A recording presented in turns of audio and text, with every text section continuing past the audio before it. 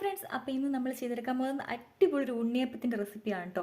വളരെ മുരിഞ്ഞ നല്ല സോഫ്റ്റ് ആയിട്ടുള്ള നല്ല ടേസ്റ്റി ആയിട്ടുള്ള ഒരു ഉണ്ണിയപ്പമാണ്. നമുക്ക് പെട്ടെന്ന് തന്നെ തയ്യാറെടുക്കാം. അതിന് വേണ്ടിയിട്ട് ഇതുപോലൊരു ഗ്ലാസ് മാത്രം നമുക്ക് മതി കേട്ടോ. അപ്പം നമ്മുടെ വീട്ടിലുള്ള ഏതെങ്കിലും ഒരു ഗ്ലാസ് അളവിനായിട്ട് എടുക്കുക.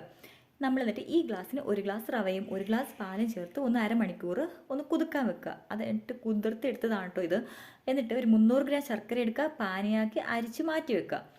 എന്നിട്ട് ഒരു ഏത്തപ്പഴം എടുക്കുക, അതിങ്ങനെ കട്ട് ചെയ്ത് വെക്കുക. എന്നിട്ട് ആവശ്യത്തിന് ഫ്ലേവറിനും വേണ്ടിയിട്ടുള്ള നമ്മുടെ ഏലക്ക ഒന്ന് ചതച്ചെടുക്കുക.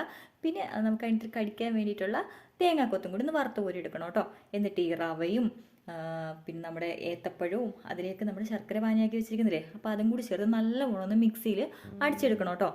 അപ്പം പ്രത്യേകം ശ്രദ്ധിക്കണം, കാരണം ഒരുപാട് ഈ ശർക്കരപ്പാനി ഇട്ട് അടിക്കാതെ കുറേശ്ശെ ഇട്ട് അടിച്ചെടുക്കുകയാണെങ്കിൽ നല്ലൊരു തിക്കായിട്ടുള്ളൊരു ബാറ്റർ നമുക്ക് കിട്ടും. അഥവാ ഈ ലൂസായിപ്പോയാൽ കുറച്ച് അരിപ്പൊടി ഒന്ന് തൂക്കിക്കൊടുത്ത് ഒന്ന് മിക്സ് ചെയ്തെടുത്താൽ മതി കേട്ടോ. അപ്പോൾ നമുക്ക് ഇങ്ങനെ കിട്ടിയിട്ടുണ്ട്. ഇതിലേക്ക് നമ്മൾ തേങ്ങാക്കൊത്തും ഏലക്കയും കൂടി ചേർത്ത് ഒന്ന് ഇളക്കി യോജിപ്പിച്ചെടുക്കണം കേട്ടോ. ഇനി നമ്മൾ ഉണ്ണിയപ്പത്തിൻ്റെ ചട്ടി അടുപ്പിൽ വെക്കുക. എന്നിട്ട് അതിലേക്ക് എണ്ണ ഒഴിച്ച് കൊടുത്ത് നല്ലോണം ഒന്ന് ചൂടായി വരുമ്പോഴത്തേക്കിന് നമ്മൾ കുറേശ്ശെയായിട്ട് നമ്മൾ എടുത്ത് വെച്ചിരിക്കുന്ന മാവിൽ നിന്ന് കുറേശ്ശെ കോരി ഒഴിച്ച് കൊടുക്കുക. ഞാൻ ആ ഗ്ലാസ്സിൽ തന്നെ ഒരു ഗ്ലാസ് എടുത്തിട്ട് അപ്പം ഇങ്ങനെ ഒഴിക്കാൻ പറ്റും കേട്ടോ. അപ്പോൾ അത് ആ ഒരു എളുപ്പത്തിന് വേണ്ടിയിട്ടാണ് അങ്ങനെ ചെയ്യുന്നത്. ഇത് കുറച്ച് നേരം കഴിയുമ്പോഴത്തേനും ഒന്നും കൂടി ഒന്ന് മറിച്ചിട്ട് കൊടുക്കുക.